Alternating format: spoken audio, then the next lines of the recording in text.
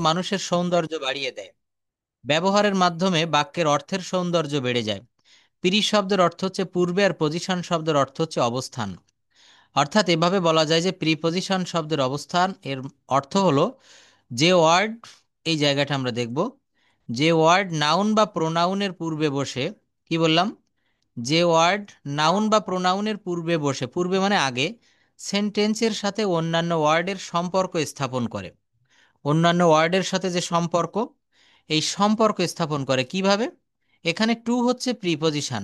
আর দেখেন এখানে স্কুলটা কিন্তু নাউন, স্কুলটা হচ্ছে নাউন। ও সরি, আমি প্রিপজিশন পড়ানোর আগে একটু দেখাই, এটা 5 মিনিট, এরপরে আমি যেখানে পড়াচ্ছিলাম পার্টস অফ স্পিচে চলে যাব। আমি পার্টস অফ স্পিচ শুরু করেছিলাম, তো এটা একটু দেখি, যখন শুরুই করেছি। তো এখানে টু হচ্ছে এই স্কুল নামক একটা নাউনের পূর্ব পাশে বসেছে, বাম পার্শ্বে। হি গোস টু স্কুল, এই টুটা হচ্ছে এখানে প্রিপজিশন। তো বলছে যে যে ওয়ার্ড নাউন বা প্রোনাউনের পূর্বে বসে সেন্টেন্সের সাথে অন্য কোনো ওয়ার্ডের সম্পর্ক স্থাপন করে তাকে প্রিপজিশন বলে। একটু হলেও কি বুঝতে পেরেছেন? কি বললাম, যে যে ওয়ার্ড বা শব্দ নাউন বা প্রোনাউনের পূর্বে বসে, এখানে নাউন হচ্ছে স্কুল, এর পূর্বে, পূর্বে বা আগে একই কথা, এর আগে বসে কি করেছে, অন্যান্য ওয়ার্ডের সাথে সম্পর্ক স্থাপন করেছে। যেমন আমি যদি বলি হি গোজ স্কুল, এই তিনটা শব্দকে সংযুক্ত করেছে কিন্তু এখানে টু দ্বারা। তিনটা শব্দকে এখানে সংযুক্ত করেছে টু দ্বারা। যেমন পদ্মা সেতু দেখবেন বাংলাদেশের উত্তরবঙ্গ এবং দক্ষিণবঙ্গকে সংযুক্ত করেছে এই পদ্মা সেতু। আমি যদি পঞ্চগড় যেতে চাই আপনার জেলায়, তো আমাকে কিন্তু একটা সময় পদ্মা নদী পাড়ি দিতে হতো, এটা অনেক সময় লাগতো। আমি আগে পদ্মা সেতু তৈরি হওয়ার আগে যখন ঢাকাতে যেতাম অনেক সময় লাগতো। হুম। তখন ওই নদী পাড়ি দিতে হতো লঞ্চে বা ফেরিতে। কিন্তু এখন পদ্মা সেতু হওয়ার কারণে কি হয়েছে, ওপাশে রয়েছে উত্তরবঙ্গ, আর পদ্মা নদীর এই পাশে আমরা হচ্ছে দক্ষিণবঙ্গের অধিবাসী বাসিন্দা। তো এই পদ্মা সেতু ঠিক যেমন একটা দুই বঙ্গের ভিতরে সংযোগ স্থাপন করেছে, এই প্রেপোজিশন কিন্তু ঠিক তাই, এই বাক্যগুলোর ভিতরে সম্পর্ক স্থাপন করেছে। বলছে যে যে ওয়ার্ড নাউন বা প্রোনাউনের পূর্বে বসে সেন্টেন্সের সাথে অন্য কোনো ওয়ার্ডের সম্পর্ক স্থাপন করে তাকে প্রিপজিশন বলে। যেমন দেখেন, উই লিভ অন রাইস, দ্বিতীয় বাক্যটা উই লিভ অন রাইস, এটার অর্থ কি হবে? আমরা ভাত খেয়ে বেঁচে থাকি বা আমরা ভাত খেয়ে বাঁচি। We live on rice. এখানে দেখেন এই যে লিভ অন, এই লিভের পর একটা প্রেপজিশন বসিয়েছি। হ্যাঁ, লিভ অন মানে একসঙ্গে বলতে হবে, লিভ অন একটা ফ্রেজ, এটা হচ্ছে খেয়ে বাঁচা, কোনো কিছু খেয়ে বাঁচা। যেমন দা কাউ। হুম। হুম। কারণ আমার না মানে ফোন একটু সমস্যা আছে আমার চোখ আর মাথার জন্য। আচ্ছা, না হয়েছে কি, মানে আমি এখানে আমার এই ইয়েটা, মাইক্রোফোনটা হচ্ছে নতুন কিনেছি, এটা আস্তে কথা বললেও জোরে চলে যাচ্ছে। আচ্ছা, তারপরও আপনি বলেছেন, অনেক ধন্যবাদ। এবার দেখেন তো ঠিক আছে কিনা। হ্যাঁ, যদি আরো কমা, যদি আরো কমানো লাগে বলবেন। ব্যথা করছে, হ্যাঁ হ্যাঁ, এবার কি ঠিক আছে? দেখেন তো আরেকটু, এই দেখেন এই যে স্ক্রিনে আমি কমিয়ে দিচ্ছি, হ্যাঁ, যতটা লাগে বলবেন, যদি একেবারে লো হয়ে যায় তাও বলবেন। ঠিক আছে? হ্যাঁ ঠিক আছে। আচ্ছা। আমি, হ্যাঁ হ্যাঁ, কিন্তু আপনার শব্দটা আমি আবার শুনতে পাচ্ছি না, তো দেখি আমি একটু ব্যবস্থা করি। আমি একটু দূরের থেকে বলি। হ্যাঁ, এবার কি ঠিক আছে? সাউন্ডটা দেখেন তো। হুম, ঠিক আছে। আচ্ছা, কথা বলতে থাকি, হ্যাঁ, বললে বোঝা যাবে। হ্যাঁ, মানে এই যে দেখেন এখানে আমি 92-তে দিয়েছি, 92-তে না দিলে আপনার কথাটা, হ্যাঁ আপনার কথাটা আমি শুনতে পাচ্ছি না। মানে যদি আমি এই যে লো করে দিলে আপনারটা দেখেন 26-এ দিয়েছি, বা 47, এটা দিলে আপনারটা স্লো আসছে। তো এই 85, 86 এরকম থাকুক, হ্যাঁ। যদি আচ্ছা আচ্ছা, ঠিক আছে আরো তাহলে। কমা, আমি এখন মানে আমার মাইক্রোফোনটা দূরে রাখছি, সমস্যা নাই। এটা আমি একটু দূরে রেখে বলি, দেখি কি হয়। আচ্ছা। আচ্ছা, থ্যাংক ইউ। হ্যাঁ, আমি একটু দূরে রেখেছি, বলবেন সমস্যা হলে আর একটু কমিয়ে দিব।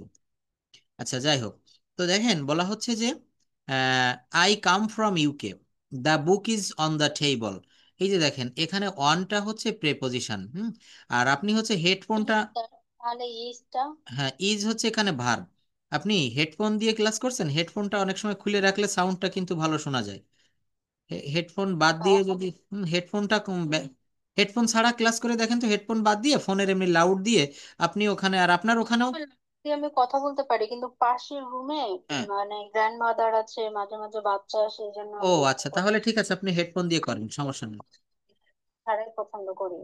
হ্যাঁ ঠিক আছে, যেভাবে সুবিধা হয় সেভাবে করেন। আর আমার এখানে সাউন্ড বেশি হলে বলবেন, আরো কমাতে পারবো। তো দেখেন এই যে বাক্যটা, the book is on the table, এর বাংলা অর্থ হচ্ছে বইটি টেবিলের উপরে আছে। তো দেখেন এই যে অন, অনটা হচ্ছে এখানে প্রিপজিশন। আর হুম। যে আপনি বলছেন ভার্ব, হুম। ইজটা কিভাবে? ইজ ইজ মানে মানে হচ্ছে কি, এম ইজ আর, এর অর্থ হচ্ছে হয় বা আছে। এর অর্থটা হচ্ছে হয় বা আছে। হুম। আছে, হ্যাঁ। বইটি টেবিলের উপরে আছে, the book is on the table. দেখেন এখানে এই বাংলা বাক্যে আপনি কোনো ভার্ব বা ক্রিয়া খুঁজে পাবেন না। কোথায়? বইটি টেবিলের উপরে আছে, এখানে কিন্তু কোনো ক্রিয়া নেই। আর আমরা একটা বিষয়, হ্যাঁ আমরা একটা বিষয় জানি যে এই ভার্ব বা ক্রিয়া ছাড়া কোনো বাক্য হয় না। যেমন যদি বলি আমি একজন ছাত্র, একটা সেন্টেন্স বললাম, দেখেন আমি একজন ছাত্র। একজন ছাত্র। আচ্ছা, সাউন্ডটা কি এখন একটু ঠিক আছে, একটু কমেছে? ঠিক আছে, ঠিক আছে, আমি একটু লুজ করে দিচ্ছি আমার কানে, মানে আমার এখানটা কম করে দিচ্ছি, প্লাস আমার হেডফোনটা একটু দূরে রাখছি। আচ্ছা ঠিক আছে। আর আমাকে সমস্যা হলে বলবেন, আরো আরো আমি কমিয়ে দিতে পারবো, সমস্যা নেই এটা। আমি, হ্যাঁ হ্যাঁ অবশ্যই বলবেন, সমস্যা নিয়ে তো আর ক্লাস করা যায় না। ক্লাস করব খুব ফ্রি মাইন্ডে, ইজিলি ক্লাস করতে হবে আরামের সাথে। আচ্ছা, তো দেখেন বলছে যে আমি একজন ছাত্র। দেখেন এই বাক্যে কিন্তু কোনো ভার্ব বা ক্রিয়া নেই। আমি একজন ছাত্র, এখানে কি আছে? আমি একটা শব্দ আছে, একজন একটা শব্দ আছে, আর ছাত্র একটা শব্দ আছে। আমি একজন ছাত্র, তিনটা কথা বলেছি। দেখেন এর ভিতরে কিন্তু কোনো ভার্ব বা ক্রিয়া নেই। আমি একজন ছাত্র, হ্যাঁ, এখানে কোনো আপনি ক্রিয়া পাবেন না। আমি হচ্ছে এখানে প্রোনাউন, হ্যাঁ এখানে সাবজেক্ট। শুনেন, আমি হচ্ছে এখানে সাবজেক্ট, একজন হচ্ছে এখানে আর্টিকেল বা অ্যাডজেক্টিভ। আমি একজন ছাত্র, ছাত্রটা হচ্ছে নাউন। হুম। তো এখানে কি বলা হচ্ছে, জাস্ট ওয়েট।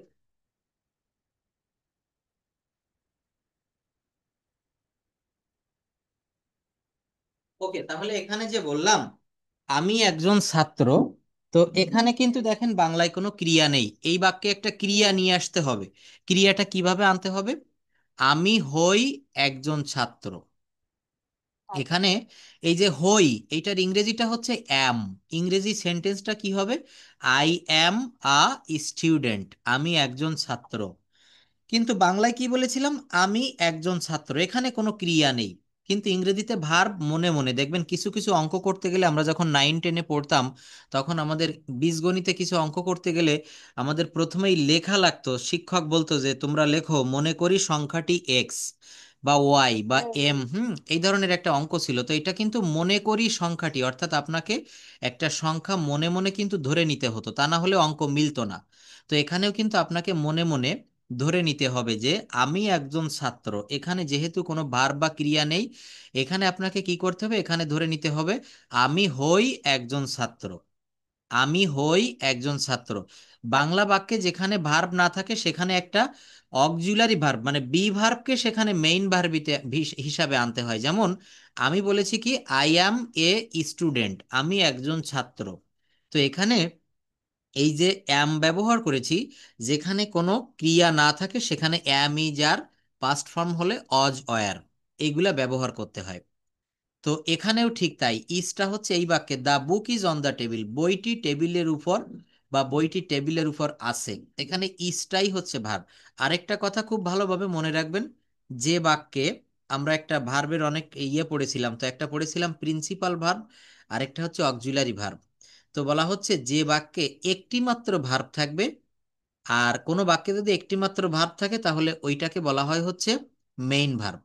একটি মাত্র ভার্ব যদি থাকে মেইন ভার্ব, কিন্তু দুইটি ভার্ব যদি কখনো থাকে তাহলে সেখানে একটি মেইন ভার্ব হয়, একটি অক্সিলারি ভার্ব বা সাহায্যকারী ক্রিয়া হয়। তো এখানে যেহেতু একটি ভার্ব এই বাক্যে, the book is on the table, এই ইজটা হচ্ছে এখানে মেইন ভার্ব।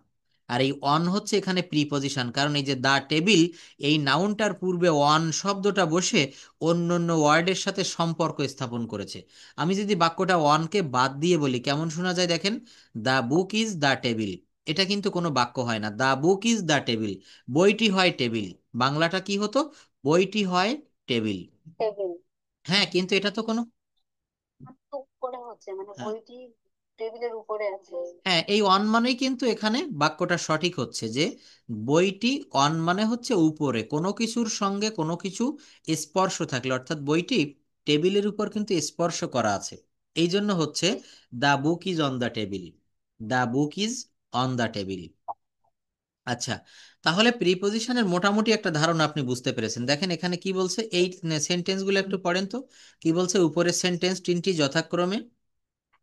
উপরে সেন্টেন্স তিনটি যথাক্রমে টু, ফ্রম, অন, পাওয়ার্ড তিনটি স্কুল, ইউকে, রাইস এর সাথে সম্পর্ক স্থাপন করেছে। সুতরাং টু, ফ্রম, অন হচ্ছে তিনটি preposition.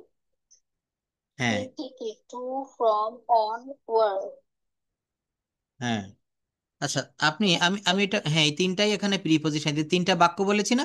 I go to school, এখানে to preposition, the cow we live on rice, এই ওয়ানটা preposition, the book is on the table, এখানে ওয়ান প্রিপজিশন। আচ্ছা, এইবার এইগুলো একটু পড়েন, বলছে কি প্রিপজিশনস ডিকশনারি, অর্থাৎ কোথায় কোথায় কোন প্রিপজিশন বসে। আমরা যেমন ডিকশনারিতে নতুন নতুন শব্দ খুঁজে পাই, এটাও কিন্তু ঠিক তাই। বলা হচ্ছে টু কখন ব্যবহার করা হয়, নির্দিষ্ট কোনো দিকে বা প্রতি বা পর্যন্ত বোঝাতে টু ব্যবহার করা হয়। টুয়ার্ডস কখন ব্যবহার করা হয়, অনির্দিষ্ট কোনো গন্তব্য বোঝাতে বা লক্ষ্য অর্জন করা বোঝাতে টুয়ার্ডস বসে। এগুলার এক্সাম্পল নিচে দেওয়া আছে, কিন্তু এখন এইগুলো একটু পড়ে ফেলেন। টু থেকে শুরু করেন, টু।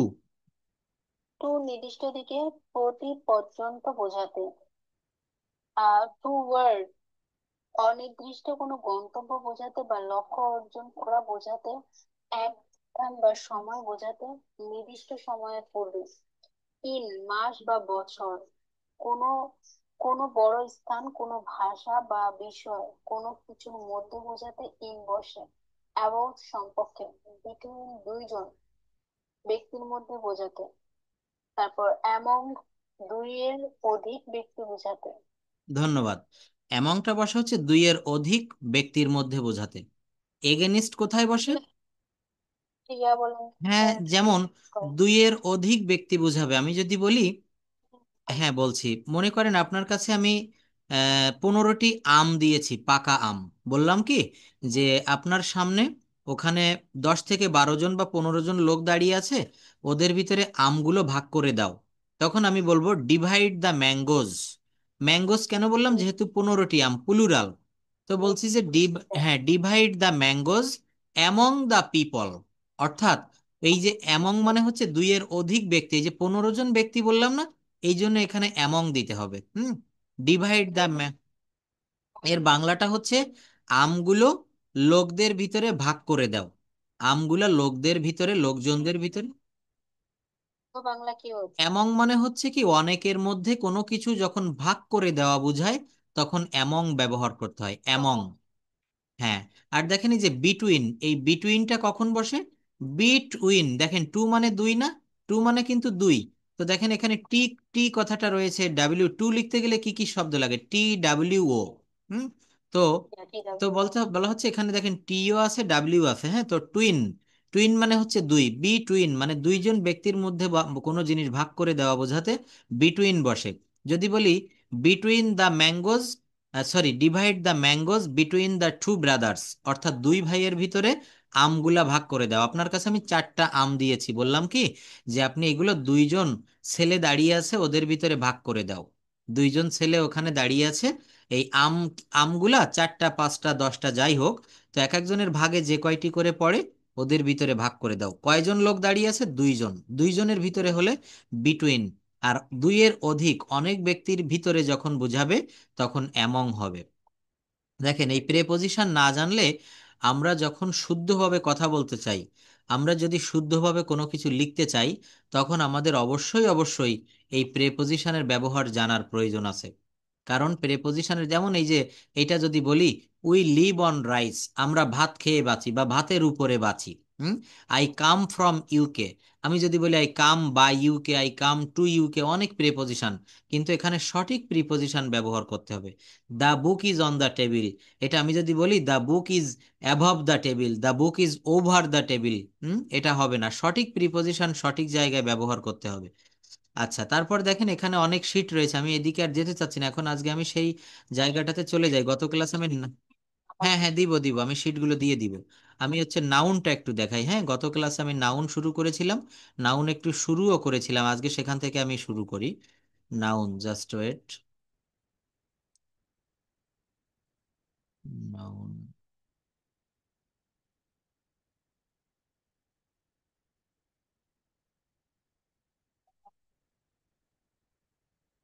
আচ্ছা, জাস্ট 1 মিনিট একটু ওয়েট করেন, আমার একটা ফোন এসেছে। হ্যাঁ। হ্যালো।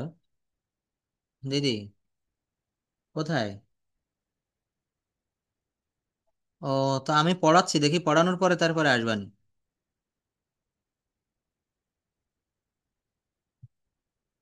হ্যাঁ হ্যাঁ।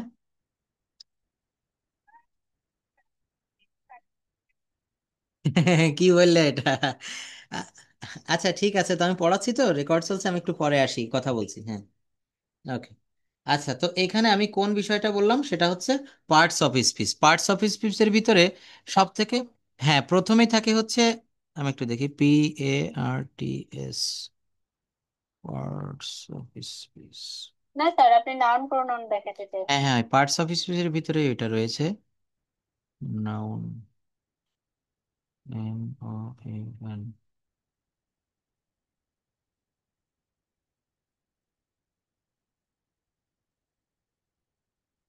ওকে। নাউন শব্দের পার্টস অফ স্পিচ বলেছিলাম 8 প্রকার। পার্টস অফ স্পিচের বাংলা হচ্ছে পদ। বাংলায় যেমন পদ আছে না, বিশেষ্য, বিশেষণ, সর্বনাম, অব্যয়, ক্রিয়া। আমরা 6-7-এর আমাদের বাংলা ব্যাকরণ বইতে ছিল। তো বাংলায় যেমন পদ 5 প্রকার, ইংরেজিতে পদ হচ্ছে 8 প্রকার। কারণ বাংলায় যে অব্যয় পদটা আছে, ইংরেজিতে সেই অব্যয় পদকে ভেঙে 3 খণ্ড করা হয়েছে। একটা হচ্ছে প্রিপজিশন, কেবল যেটা পড়ালাম, একটা হচ্ছে কনজাংশন, আরেকটা হচ্ছে ইন্টারজেকশন। হ্যাঁ, এই কথাগুলো এখন মনে নাও থাকলে ক্লাস রেকর্ডগুলো দেখবেন, দেখবেন সবই মনে পড়বে। বলা হচ্ছে প্রিপজিশন, কনজাংশন, ইন্টারজেকশন, এই তিনটাই কিন্তু অব্যয়। বাংলাতে হচ্ছে 5 প্রকার, ইংরেজিতেও 5 প্রকার ছিল, কিন্তু যারা নেটিভ স্পিকার, যারা ইংরেজ, এরা কি করলো, এরা আমাদেরটা মানতে চাইলো না।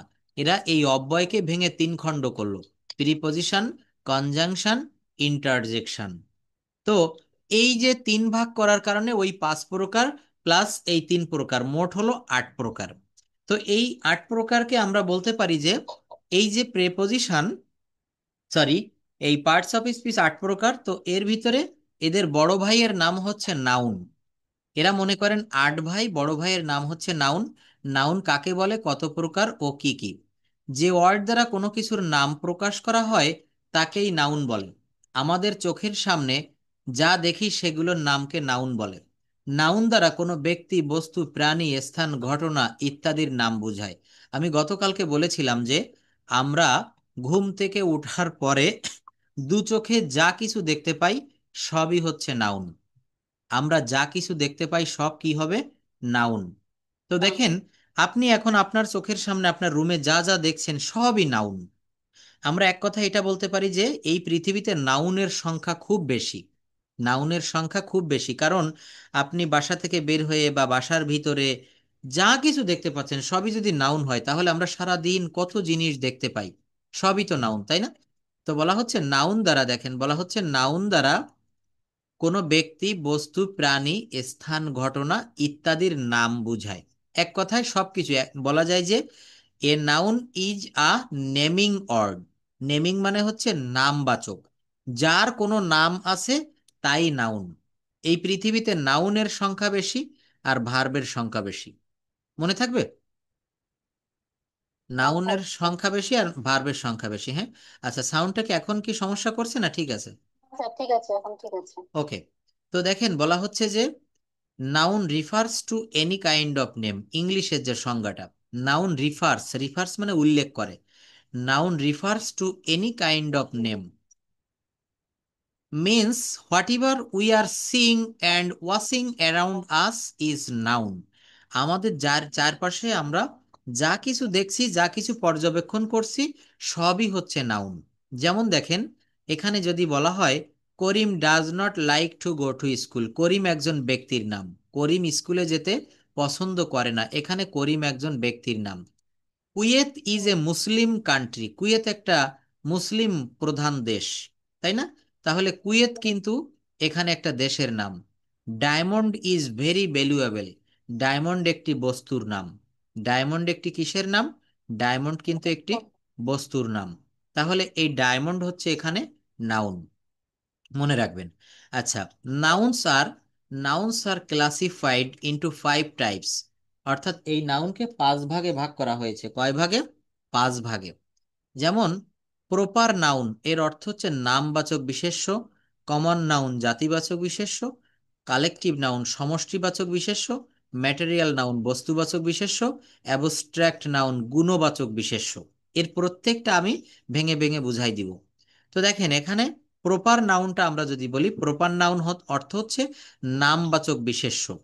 যেমন এখানে প্রথমে বাক্যে বলেছি Karim does not like to go to school, Karim স্কুলে যেতে পছন্দ করে না।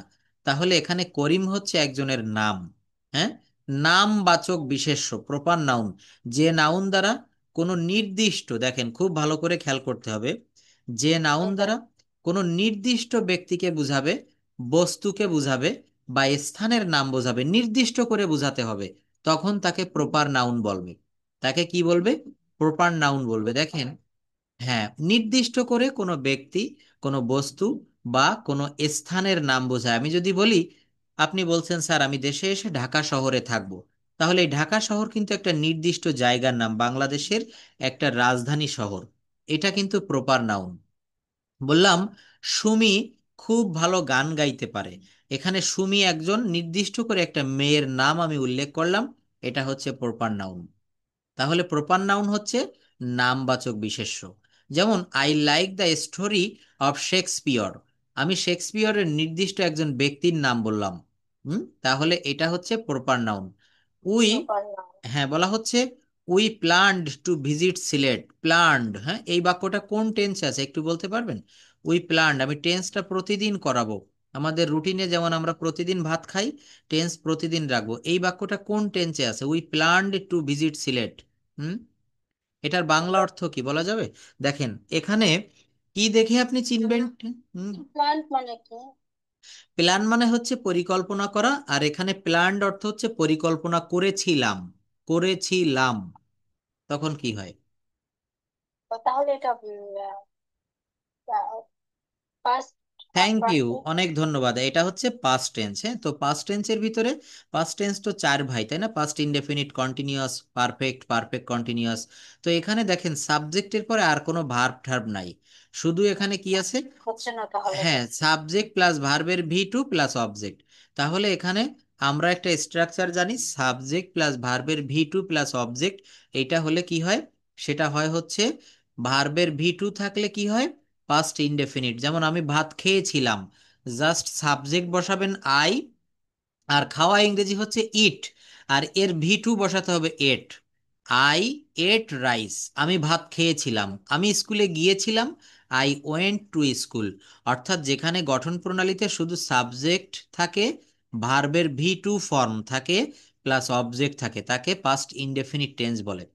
টেন্সটা কিন্তু দেখেন আমরা প্রতিনিয়ত, যেমন নিঃশ্বাস, মানে পাস্ট ইনডিফিনিট টেন্স, এই পাস্ট ইনডিফিনিট টেন্সটা আমি কি দেখে বুঝলাম? উই প্ল্যান টু ভিজিট হ্যাঁ, এই যে সিলেট। দেখেন এখানে প্রথমে সাবজেক্ট আছে আর তারপরে ভার্বের ভি টু ফর্ম আছে, প্ল্যান মানে পরিকল্পনা করা, আর এরপরে ইডি বসেছে, প্ল্যান্ড, আমরা পরিকল্পনা করেছিলাম। দেখেন এই বাক্যটাকে, হ্যাঁ, আমি একটু আরেকটু ব্যাখ্যা দেই। এই বাক্যটাকে যদি আমি পাস্ট ইনডেফিনিট থেকে, অলরেডি পাস্ট ইনডেফিনিটে আছে, এটাকে যদি পাস্ট কন্টিনিউয়াস করি তখন কি হবে? তখন হবে, হ্যাঁ, তখন হবে, দেখেন এর বাংলা অর্থ কি? আমরা সিলেট ভ্রমণের, বা আমরা মনে করেন আমরা সিলেট ভ্রমণের পরিকল্পনা করেছিলাম। হ্যাঁ, we planned to visit Sylhet. হ্যাঁ, না, করেছিলাম এটা কিন্তু অতীতকালে, সাধারণভাবে একটা অতীতকাল বোঝাচ্ছে। কিন্তু যদি বলি আমরা সিলেট ভ্রমণে যাব, এমন একটা চিন্তা করিতেছিলাম, এখানে বাংলাটা কি, বাংলা কি বলেছি? বাংলাটা খেয়াল করতে হবে, মানে টেন্স শিখতে গেলে বাংলা ক্রিয়াটাকে খুব ভালোভাবে বুঝতে হবে। এখানে হচ্ছে আমরা সিলেট ভ্রমণের পরিকল্পনা করেছিলাম, করেছিলাম, এটা বললে পাস্ট ইনডেফিনিট। আর পাস্ট কন্টিনিউয়াস কিভাবে হবে? আমরা সিলেট ভ্রমণের পরিকল্পনা করিতেছিলাম, করেছিলাম আর করিতেছিলাম। করিতেছিলাম মানে কি? এটা অতীতকালে চলমান ছিল। আমি ভাত খাচ্ছিলাম। আমি ভাত খাচ্ছিলাম, তারা মাছ ধরিতেছিল, সে স্কুলে যাইতেছিল। বুঝতে পেরেছেন পাস্ট ইনডেফিনিট আর কন্টিনিউয়াস টেন্সের পার্থক্যটা কোথায়? আপনি বোঝেননি? আমি আবার বুঝাই। বলছে যে আমি ভাত খেয়েছিলাম, এটা হচ্ছে পাস্ট ইনডেফিনিট টেন্স। আমি ভাত খেয়েছিলাম, এটার সেন্টেন্স ট্রান্সলেশন কি হবে? I ate rice. I ate rice subject. হ্যাঁ, সাবজেক্ট প্লাস ভার্বের V to the, subject plus ভার্বের ভি টু, আর কিচ্ছু দেয়নি। আমি ভাত খেয়েছিলাম, আই এট রাইস। আমি স্কুলে গিয়েছিলাম, I went to school. I went to school. আমি একটা কলম কিনেছিলাম, বাই মানে হচ্ছে কেনা, এখানে বট বসেছে, আই বট এ পেন। আমি একটা জামা কিনেছিলাম, আই বট এ শার্ট। আমি একটা ডিম খেয়েছিলাম, আই এট অ্যান এগ। এই জন্য বলেছিলাম এই ভার্ব ফর্মগুলো মুখস্থ করতে হয়, কারণ এখানে প্রত্যেকটা পাস্ট ইনডেফিনিট টেন্সে প্রত্যেকটা বাক্যে আপনাকে ভার্বের ভি টু ব্যবহার করতেই হবে। সময় লাগবে, এটা তো না, বুঝলাম। অনেক সময় লাগবে না এগুলা। এগুলা আপনি সময় দিবেন, এর পিছনে সময় দিচ্ছেন না, মোটেই সময় লাগবে না। আপনি ফোনের পিছনে সময় কমাই দিতে হবে। আপনি যখনই বাসায় আসবেন আপনার জব থেকে, আপনার অফিস শেষ করে, আপনি প্রচুর পরিমাণে বই নিয়ে বসবেন। আমি তো বলেছিলাম যে আপনি কথা রেকর্ড করবেন, আপনি যে কোনো বিষয়ের উপরে একটা প্রেজেন্টেশন তৈরি করবেন, আপনি কি জানেন সেই সম্পর্কে, সেটা ইংলিশে বলবেন, বলে আমাকে পাঠাবেন। কিন্তু একটা দিনও আপনি পাঠাতে পারেননি। আমি যেভাবে চাচ্ছি, একটা লিখে দিলেই সব হয়ে যাবে। একটা লিখে দিলেই সব হয়ে গেল। আমি তো বলছি আপনি যখন ফ্রি থাকেন আমার সঙ্গে স্পিকিং করবেন, আপনি যখন ফ্রি থাকেন প্রেজেন্টেশন পাঠাবেন। যেটা না বুঝতে পারেন, আপনি বই পড়লে আমি জানতাম আপনি প্রশ্ন করতেন, স্যার আজকে পড়তে বসেছিলাম, এইটা পারিনি ওইটা পারিনি। আপনি সময় দিচ্ছেন, হ্যাঁ সময় দিচ্ছেন, কিন্তু আরো দিতে হবে। এই টাইমটা আরো বাড়াতে হবে। বুঝছেন? কারণ একটা ল্যাঙ্গুয়েজ শিখতে গেলে দেখেন, আমরা অনেকেই আমার কাছে এমনও স্টুডেন্ট আছে, ঢাকা থেকে এক মহিলা ক্লাস করে, প্রায় 70 বছর বয়স, 70 আপ। তো হোসনে আরা বা ওনার নাম। হ্যাঁ, আমি বললাম যে আপা আপনি এই বয়সে কেন ইংরেজি শিখতেছেন?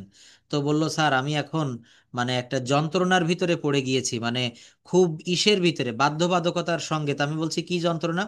বললো আমার ছেলে মেয়ে নাতি নাতনি সবাই আমেরিকা প্রবাসী। তো আমি এখন আমেরিকায়, উনি একটা চাকরি করতো, হ্যাঁ, তা বললো যে আমি এখন আমেরিকায় যেতে চাচ্ছি, কিন্তু আমার ওই নাতি নাতনিরা সবাই ইংরেজিতে কথা বলে, তারা বাংলা বোঝে না, খুব কম। তো এই জন্য এই বয়সে এসেও কিন্তু ওনাকে ইংরেজিটা শিখতে হচ্ছে। তো আমরা দেখেন আমাদের স্টুডেন্ট লাইফে শিখতে পারিনি, কারণ কি? বিভিন্ন টিচারদের কাছে পড়েছি, কিন্তু এইভাবে ভেঙে ভেঙে বা আমরা রাইট ওয়েতে আমাদেরকে কেউ কিন্তু এইভাবে বুঝাই দেয়নি, যার কারণে কিন্তু আমরা বুঝতে পারিনি। তো এখন যাই হোক, আমি চেষ্টা করতেছি আপ্রাণ ভাবে, আপনিও একটু চেষ্টা করবেন, হ্যাঁ। চেষ্টা করলে দেখবেন ল্যাঙ্গুয়েজটা শেখা যাবে। সেই ওটাতে সময় দিই না, কি বলে, গ্রামারে সময় দিই না, বাট আমি সব সময় একটা না একটা ইংলিশের সিনেমা বলেন হুম। বা রিডিং বলেন বা ফেসবুকে ঢুকলে সব দিক দিয়ে আমার রিডিং এর না, ব্যাপারে। ফেসবুক চালানো যাবে না, ফেসবুক বাদ দিতে হবে, শুধু আমি যে বুকগুলো দিচ্ছি এই বুক দেখতে হবে, হ্যাঁ। একটু মজা করলাম কিন্তু। তো যাই হোক, আপনি দেন, আমি হুম নিয়েই আছে। হুম হুম। এটা আপনার, আপনার জন্য মানে আপনাকে এই ধরনের আমাকে কথা বলা রাইট আছে। এই মুহূর্তে আমি আপনার ক্লাস করতেছি, তো অবশ্যই আপনি চাইবেন আমি একটু ভালো, যেটা আপনি আমি চাচ্ছি সেটা পূর্ণ হোক। হ্যাঁ হ্যাঁ, হবে অবশ্যই। তো দেখেন আমি আরেকটু শিখাই, আর বলছেন এই যে স্যার অনেক দিয়েছে, অনেক না, আমি দেখাই দিব, হ্যাঁ এক সময় আপনি সময় করে ফোন দিবেন, আমি এটা দেখাই দিব। আর বলেছিলাম তো, দেখাই দিয়েছি কিভাবে মুখস্থ করবেন। ওই ওয়ার্ডগুলা হচ্ছে আপনাকে খাতায় লিখতে হবে, হ্যাঁ। যেমন সেই ভার্ব ওয়ান ভার্ব টু মনে আছে, আমি আপনাকে দিয়েছিলাম, এখানে সামনে এই মুহূর্তে আনা নাই। তো ওইগুলা দিয়ে সেন্টেন্স মেক করবেন। হ্যাঁ হ্যাঁ, তো ওইটা খাতায় লেখা লাগবে না, এমনি মুখ দিয়ে তৈরি করবেন, ওখান থেকে সেন্টেন্স গুলা তৈরি করবেন। দেখবেন প্রচুর পরিমাণে কাজ হচ্ছে। সেন্টেন্স তৈরি করলে কি হয় জানেন? ওই সেন্টেন্স গুলা আপনার আর মন থেকে ভুলে যাবে না। আপনি একটা যে কোনো একটা নতুন ওয়ার্ড আপনি শিখলেন, হ্যাঁ, শিখে, যেমন এখানে প্ল্যান্ড। হ্যাঁ হ্যাঁ হ্যাঁ, ঠিক, নতুন কিছু সৃষ্টি করা। এই ল্যাঙ্গুয়েজটা আপনি একটু সময় দিন, দেখবে শিখতে পারবেন। এই যে আজকে যেভাবে আমি নাউন শিখালাম, যেভাবে নাউন শিখাচ্ছি, দেখেন এটা আপনি পরবর্তীতে এই শীটটা দেখবেন, ক্লাস রেকর্ডটা দেখবেন। I hope you will be able to speak in English. একটা বিষয়ে শিখে। এই সময় যখন কেউ থাকে না বাচ্চাটা, তখন আমি এটা হেডফোন লাগাই দিয়ে হ্যাঁ। শুনি, কিন্তু ইদানিং আমি হেডফোনও লাগাইতে পারছি না, মাথার মধ্যে মনে হচ্ছে ডাং লাগতেছে হেডফোন লাগাইলে। ও আচ্ছা, তাহলে আপাতত কয়েকদিন একটু বন্ধ রাখেন। আচ্ছা। গান শুনতে হবে। মাঝে মাঝে যখন আমি গেস্ট হাউসে থাকি তখন কেউ থাকে না, তখন আমি হচ্ছে এই হেডফোন ছাড়া ছেড়ে দিয়ে এমনি শুনি, আচ্ছা আচ্ছা। যেটা রেকর্ড পাঠান। যাই হোক, তো এখানে হচ্ছে আমি দেখাচ্ছি হচ্ছে প্রপার ওই নাউন। হ্যাঁ, তো আমার জন্য ওই হচ্ছে সবচেয়ে পারফেক্ট। ফোন, কথা বলা এগুলা আমার মাথায় গ্রামার সমস্যা বই করে। আছে আপনার কাছে? কোনো গ্রামার বই আছে এই মুহূর্তে? এটা কি বলেছি? কালেক্টিভ। এটার অর্থ হচ্ছে সমষ্টিবাচক। দেখেন, এই কথাটার ভিতরে কিন্তু অনেক কিছু আমরা দেখতে পাচ্ছি। সমষ্টিবাচক, সমষ্টি মানে কি? যোগফল। সমষ্টি শব্দের অর্থ কি বলে? আমরা যখন অঙ্ক করতাম তখন বলা হতো সমষ্টি অর্থ হচ্ছে যোগফল। যেমন 2 আর 2 যোগ করলে যোগফলটা হয় হচ্ছে 4। কত হয় বলেন? 2 আর 2 যোগ করলে 4 হয়, তো এই 4টা হচ্ছে যোগফল। তো এখানে সমষ্টিবাচক নাউন বলতেও কিন্তু ঠিক তাই বোঝাচ্ছে যে কালেকটিভ নাউন দ্বারা কোনো ব্যক্তি বস্তু বা প্রাণীর সমষ্টিকে বোঝায়। কালেকটিভ নাউন দ্বারা কোনো ব্যক্তি বস্তু বা প্রাণীর সমষ্টিকে বোঝায়। সমষ্টি মানে ওই যে কি বলেছি, যোগফল। যেমন দেখেন, আর্মি, একটা শব্দ উচ্চারণ করলাম, আর্মি। আমার এক ভাই সে আর্মিতে চাকরি করে। এখন এখানে আর্মি বললে আমার ওই ভাইকে শুধু আর্মি হিসাবে বোঝাচ্ছে না, সমগ্র বাংলাদেশে যে সেনাবাহিনী রয়েছে সেই সেনাবাহিনীকে কিন্তু এখানে বোঝাচ্ছে। যোগফল, একজন আর্মি না কিন্তু। যদি বলা হয় ক্লাস, একজন ছাত্র নিয়ে কি কখনো ক্লাস গঠিত হয়? হয় না। এখানে একটা ক্লাসে অনেক ছাত্রছাত্রী থাকে। ক্লাব, ফ্যামিলি, দেখেন ফ্যামিলি, ফ্যামিলি বললে কিন্তু একটা সমষ্টিবাচক বোঝায়। বলছে যে কালেকটিভ নাউন দ্বারা কোনো ব্যক্তি বস্তু বা প্রাণীর সমষ্টিকে বোঝায়। এখানে ফ্যামিলি বলেছি। ফ্যামিলি বললে কি বোঝায়? ফ্যামিলি বললে পরিবারকে বোঝায়। পরিবার মানে কি? মা বাবা, ভাই বোন, তারপরে দাদা দাদি, এদের নিয়েই তো পরিবার। তাই বলা হচ্ছে যে যা দ্বারা বা কালেকটিভ, হ্যাঁ, কালেকটিভ নাউন দ্বারা কোনো ব্যক্তি বস্তু বা প্রাণীর সমষ্টিকে বোঝায়। ফ্যামিলি এটা হচ্ছে ইটিসি এটসেট্রা, এটা আলাদা। তো এখানে ক্লাব, আর্মি, ক্লাস, ফ্যামিলি এইগুলা হচ্ছে কালেকটিভ নাউন, অর্থাৎ যার দ্বারা কোনো ব্যক্তি বা বস্তুর সমষ্টিকে বোঝাবে, একসঙ্গে অনেক কিছু বোঝাবে। Collective noun in English grammar refers to a group of things, persons on or animals. হ্যাঁ, গ্রুপ অফ থিংস, একটা গ্রুপকে একসঙ্গে বোঝাচ্ছে। It is called collective noun. Our class to are trip to Sundarbans, আমাদের ক্লাস সুন্দরবন ভ্রমণে গিয়েছিলাম। আমাদের ক্লাসে যারা যারা পড়ি আমরা সুন্দরবন ভ্রমণে গিয়েছিলাম। তো এই বাক্যের ভিতরে কালেকটিভ নাউন কোনটা? ক্লাস। CLASS, ক্লাস হচ্ছে এখানে কালেকটিভ নাউন। আরেকটা হচ্ছে ম্যাটেরিয়াল নাউন। কি বললাম? ম্যাটেরিয়াল নাউন, এটা খুবই সহজ। বস্তুবাচক বিশেষ্য, অর্থাৎ বস্তু বলতে কি বোঝায়? যার ওজন আছে, আয়তন আছে, স্থান দখল করে। হুম, যে বলছে যে যে নাউন দ্বারা ওজন আছে কিন্তু গণনা করা যায়। হুম, আচ্ছা, এখানে গণনা করা যায় না এমন কিছুর নাম বোঝাবে, গণনা করা যাচ্ছে না, সেটা হচ্ছে ম্যাটেরিয়াল নাউন। যেমন গোল্ড, সোনা কিন্তু আমরা গণনা করতে পারি না, একটা দুইটা, এটা আমরা ওজন করতে পারি। যেমন গ্লাস, গ্লাস মানে হচ্ছে কাঁচ, এগুলা কিন্তু আমরা মানে হিসাবে কিনি, যে এদের ওজন করে কিনতে হয়, বা একটা মানে টুকরা টুকরা করে কি আমরা গুনি, একটি গ্লাস, দুইটি গ্লাস। তারপরে দেখেন সল্ট, সল্ট মানে হচ্ছে লবণ, এটা আমরা ওজন করে কিনি, 1 কেজি লবণ, 2 কেজি লবণ। তাহলে হ্যাঁ, চাল ডাল, সিলভার, ক্লথ, রাইস, অয়েল, হ্যাঁ, তারপরে সয়েল, এয়ার, মিল্ক, এটসেট্রা, এগুলা হচ্ছে বস্তুবাচক নাউন। এগুলাকে বলা হচ্ছে ম্যাটেরিয়াল নাউন। বস্তুবাচক নাউন। আরেকটা হচ্ছে অ্যাবস্ট্রাক্ট নাউন, গুণবাচক বিশেষ্য। অ্যাবস্ট্রাক্ট নাউন শব্দের অর্থ হচ্ছে গুণবাচক বিশেষ্য, যে নাউন দ্বারা কোনো ব্যক্তি কিংবা, এগুলো একটু দেখবেন, হ্যাঁ, গুণবাচক, দোষ গুণ বুঝাবে। যেমন যে জিনিস আমরা দেখতে পাই না, আমরা ঘ্রাণ নিতে পারি না, আহ, বা আমরা মানে অনুভূতিতে বুঝতে হয়, যেটা যে নাউন দ্বারা কোনো ব্যক্তি কিংবা বস্তুর গুণ বা কাজের নাম প্রকাশ পায় তাকে অ্যাবস্ট্রাক্ট নাউন বলা হয়। যেমন বলা হচ্ছে কাইন্ডনেস, দয়া। কোনো মানুষের ভিতরে দয়া, মায়া, মমতা, ভালোবাসা, এগুলো কি ওজন করা যায়? এগুলো কি ধরা যায় বা ছোঁয়া যায়? লাভ, ভালোবাসা, হ্যাপিনেস, সুখ, বিউটি অর্থাৎ সৌন্দর্য, এগুলো কিন্তু কখনো স্পর্শ করা যায় না। এগুলো কি করতে হয়? অনুভূতি দ্বারা বুঝতে হয়, অনুভব করতে হয়। গুণ, যেমন আমি যদি বলি বালিকাটির চেহারা খুব সুন্দর, এই যে ওর যে সুন্দর চেহারা, এটা কি ধরে দেখা যায়? এটা কিন্তু উপলব্ধি। আমি যদি বলি সে আমাকে খুব ভালোবাসে, এই ভালোবাসাটা তো ওজন করা যায় না। গুণবাচক যে নাউন দ্বারা কোনো ব্যক্তি কিংবা বস্তুর গুণ বা কাজের নাম কিংবা অবস্থা প্রকাশ করে তাকে অ্যাবস্ট্রাক্ট নাউন বলে। হুম। যদি বলা হয় লোকটির ভিতরে খুব পরিমাণে দয়া রয়েছে, কাইন্ডনেস, দেখেন দয়া, এটা কিন্তু আমাদেরকে উপলব্ধি করতে হয়। যদি বলি, তাহলে এখানে তো কাজের নামও বলা আছে স্যার। হ্যাঁ অবশ্যই। যদি বলা হচ্ছে কি, যেমন আজ খুব ঠান্ডা পড়েছে, যেমন আমেরিকাতে আজকে একজন ক্লাস করলো, বললো যে স্যার আমেরিকায় খুব গরম এখন। তো আমেরিকায় যে গরম পড়ছে, এই গরমটা কিন্তু হাত দিয়ে ধরে দেখা যায় না। এটা কি হয়, এটা আমরা শরীরে উপলব্ধি করতে পারি। যদি বলা হয় প্রচন্ড ঠান্ডা পড়েছে, বাংলাদেশে জানুয়ারি মাসে ঠান্ডা পড়ে, তাহলে এই ঠান্ডাটাও কিন্তু আমরা আমাদের স্কিনে যখন শীত পড়ে তখন আমরা অনুভব করি। তো এই যে মানে একটা অবস্থা, আবহাওয়ার একটা অবস্থা, এই যে বলছে কোনো কিছুর অবস্থা প্রকাশ করে, তখন তাকে নাউন অ্যাবস্ট্রাক্ট বলে। তো এই যে ঠান্ডা, এই যে গরম, এগুলা কিন্তু অ্যাবস্ট্রাক্ট নাউন। বলছে abstract noun express ideas, feelings, realisation, দেখেন এই যে অনুভূতি, অ্যান্ড কোয়ালিটিস, হ্যাঁ, দ্যাট উই ক্যান্ট সি, যেটা আমরা দেখতে পারি না, টাচ, আমরা স্পর্শ করতে পারি না। এই যে ঠান্ডা, ঠান্ডা কি কখনো ছুঁয়ে দেখা যায়? এটা তো কোনো বস্তু না। হেয়ার, আমরা শুনতে পারি না। টেস্ট, আমরা অনুভব মানে স্বাদ নিতে পারি না। অর স্মেল, ঘ্রাণ নিতে পারি না।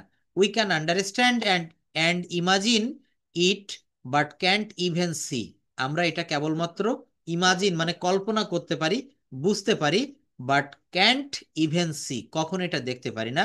ইটস আ ফিলিং, এটা একটা অনুভূতি, নট এ ফিজিক্যাল থিং, এটা কোনো শারীরিক কোনো বিষয় না।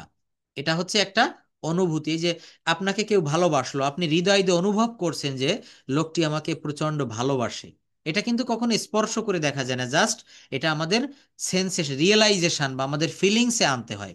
বলছে যে my love for you can not be measured, দেখেন ক্যান নট বি মেজার্ড, প্যাসিভের ব্যবহারটা, হ্যাঁ।